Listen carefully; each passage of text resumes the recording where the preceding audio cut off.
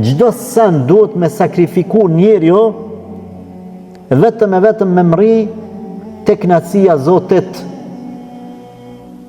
Mos me vendos pengesë, që vjen pengesat. Ti nuk vën pengesë fizike mes teje dhe Allahut. Ti vën pengesë përmes qoftë mëkateve, qoftë lënies së farzeve, qoftë neglizhencës. Qysh të mundsohet me gjetë një punë pak më të mirë, po që aty të pengohet falja namazit. E arsyeton vetën s'po ka mundësi me dhënë sadak me x arsye. Në anën tjetër nuk i lën lukset.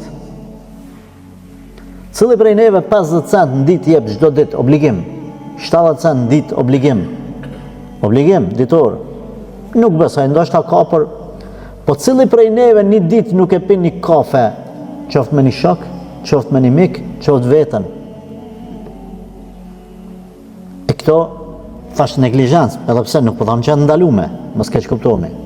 Por që to janë pengesë pastaj mes te dhe Allahut.